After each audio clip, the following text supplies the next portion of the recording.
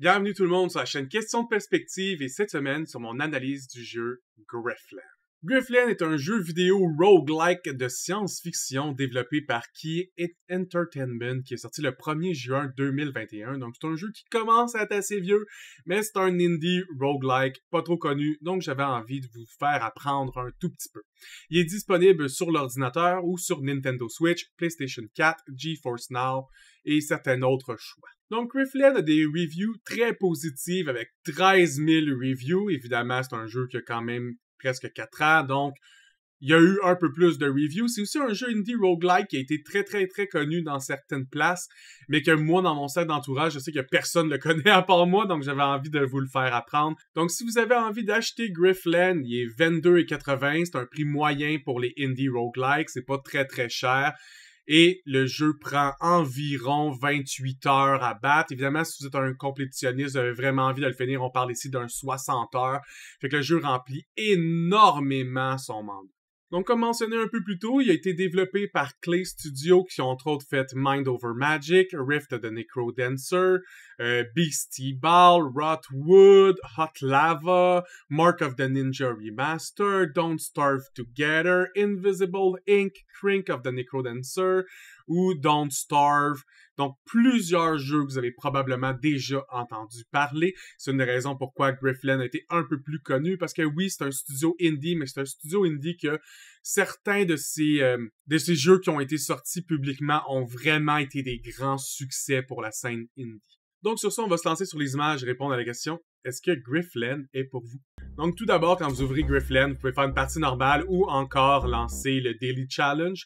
Vous avez le choix entre 3 characters. Ces characters-là vont venir grandement influencer votre playthrough. Mais pour les images que je possède, j'ai seulement Salhick Derrick the Bounty Hunter.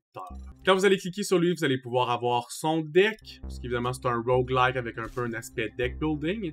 Mais un des aspects vraiment précis ou plutôt différents de ce jeu-là, c'est que vous avez 2 decks. Vous avez un deck dans lequel je cache le début et on voit le Asian, c'est Negotiation, et c'est un deck qui vous permet de faire de la négociation. Alors que j'ai un deck ici qui s'appelle Battle, ben ce deck-là me permet de casser des gueules.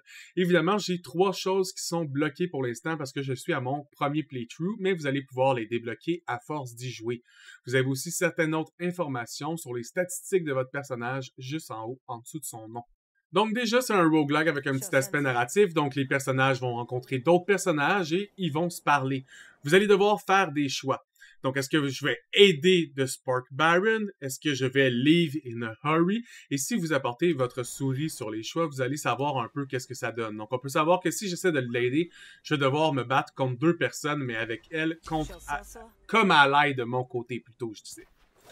Donc, le combat commence. J'ai décidé d'y aller avec la bataille. Donc là, je vais piger des cartes de mon deck bataille.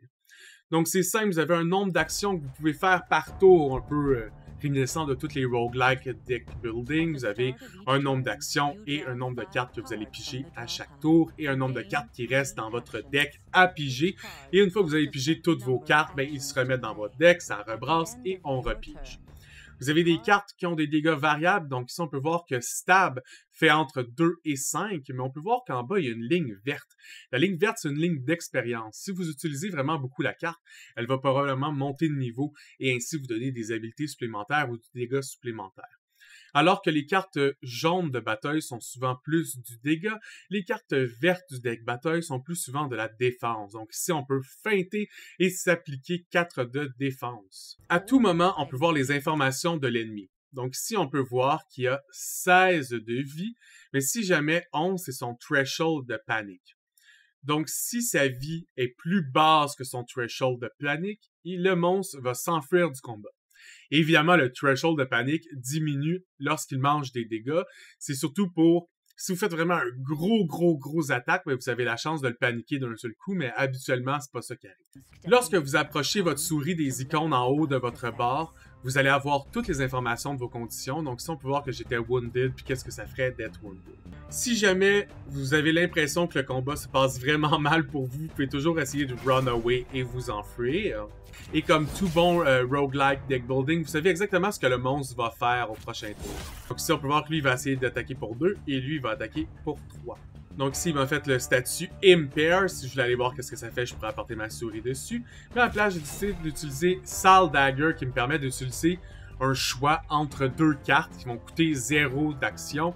Donc, je choisis qu'est-ce qui fait le plus avec ce que je veux faire et je l'applique. Quand les personnages se parlent, ils se parlent pas en français ni en anglais, donc c'est important de devoir lire. Si lire est quelque chose qui vous dérange dans les jeux vidéo, ben vous allez trouver qu'il y a quand même beaucoup de lecture dans ce jeu-là à faire pour bien comprendre et bien avancer dans la storyline. Quand vous allez gagner des récompenses, souvent ça va être de choisir parmi un choix de cartes. Vous choisissez la carte qui plaît le plus à votre deck et vous la prenez. Si vous décidez de prendre aucune des cartes, à la place, vous allez faire un peu d'argent. Donc quand vous arrivez dans un lieu, si on voit que je me déplace vers un lieu, j'aurais pu avoir un combat aléatoire sur mon chemin, un peu à la Pokémon quand tu te déplaces. Et quand vous arrivez dans le lieu, vous avez tous les NPC avec lesquels vous pouvez interagir, avec les icônes en haut d'eux, pour savoir quel genre d'interaction vous allez pouvoir faire avec eux. Vous avez souvent plusieurs façons de régler une quest, soit par la négociation ou soit par l'attaque. Évidemment, certaines fois, vous allez être forcé par l'un ou forcé par l'autre, mais globalement, vous avez le choix. Quand vous décidez de négocier, au lieu d'apporter vos HP de votre adversaire jusqu'à 0, à la place, vous allez plutôt essayer de mettre la barre de diplomatie jusqu'à 0. Donc, on peut voir qu'il y a 33. Si j'apporte ça à 0, ben, j'ai gagné la négociation. Au lieu de jouer les attaques un peu plus classiquement, chaque action que je vais faire va venir se mettre alentour de ma barre de négociation. Donc ici, on peut voir qu'est-ce qu'il va faire à chaque tour facilement, puis essayer de prévoir nos actions en conséquence. S'il met des gros bonus sur sa ligne centrale, mais là, je peux aller les détruire pour me donner un avantage, ou les laisser là, mais accepter le malus du fait qu'ils soient là. Pour le reste, ça reste un combat, même si c'est de la négociation, donc vous allez jouer vos cartes, faire du dégât à la négociation jusqu'à ce qu'elle arrive à 0, et gagner ou perdre cette négociation. Dans ce jeu-là, il y a des graphes. Les graphes, c'est l'équivalent des artefacts dans presque toutes les roguelikes qui existent sur la planète. Donc, vous le prenez, puis ça vous donne un gros boost, ou des fois, ça va venir modifier complètement la façon dont vous étiez en train de jouer votre deck. Mais il y a une autre façon qui va vous donner des artefacts positifs et négatifs dans ce jeu-là, et c'est les relations que vous avez avec les autres personnages. J'ai avancé assez pour qu'on puisse voir. Ici, j'ai 2 relations positives. Donc, ces relations positives-là viennent me donner un bonus direct, alors que les relations négatives me donnent un malus direct. Mais ces malus-là, positifs et négatifs, sont toujours les mêmes pour un NPC donné. Donc, s'il y a des NPC qui vous donnent des bonus que vous aimez vraiment beaucoup dans vos playthroughs, vous pouvez toujours essayer d'être ami avec ce NPC-là pour aller chercher le bonus qui vous plaît.